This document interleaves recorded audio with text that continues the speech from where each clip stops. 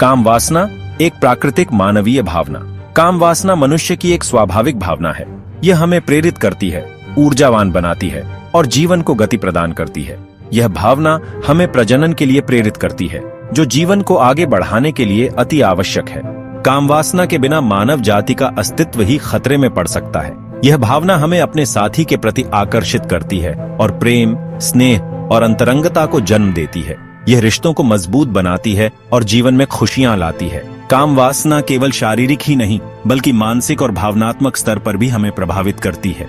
हालांकि काम वासना को अनियंत्रित रूप से प्रबल होने देना खतरनाक भी हो सकता है। यह हमारे विवेक को ढंक सकता है और हमें गलत रास्ते पर ले जा सकता है। अनियंत्रित काम वासना रिश्तों में दरार, मानसिक तनाव और सामाजिक बुराइयों का कारण बन सकती है। इसलिए काम वासना को समझना और उसे नियंत्रित करना बेहद जरूरी है। हमें इसे अपनी शक्ति और कमजोरी दोनों के रूप में पहचानना होगा।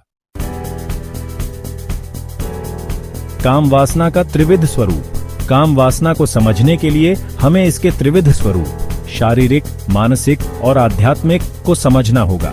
शारीरिक स्तर पर यह यौन इच्छा और आकर्षण का रूप लेती है। यह हमारे शरीर में हार्मोनल बदलावों के कारण उत्पन्न होती है। मानसिक स्तर पर काम वासना प्रेम, स्नेह और अपनेपन की चाहत का रूप ले लेती है। यह हमें अपने साथी के साथ मानसिक रूप से जुड़ने और उनके साथ समय बिताने के लिए प्रेरित करती है। आध्यात्मिक स्तर पर काम वासना को सृजन की ऊर्जा के रूप में देखा जा सकता है। ये ऊर्जा हमें न केवल शारीरिक रूप से बल्कि मानसिक और आध्यात्मिक रूप से भी रचनात्मक बनाती है। ये समझना जरूरी है कि ये तीनों स्तर एक दूसरे से जुड़े हुए हैं। भारतीय दर्शन में काम वासना। प्राचीन भारतीय ग्रंथों में काम वासना को जीवन का एक स्वाभाविक और महत्वपूर्ण अंग माना गया है। कामसूत्र, जो कामशास्त्र का एक प्राचीन ग्रंथ है, काम वासना को एक कला के रूप में प्रस्तुत करता है। यह ग्रंथ न केवल शारीरिक संतुष्टि बल्कि मानसिक और भावनात्मक जुड़ाव पर भी जोर देता है। हालांकि भारतीय दर्शन में काम वासना को अनियंत्रित रूप से भोगने की सलाह नहीं दी जाती है।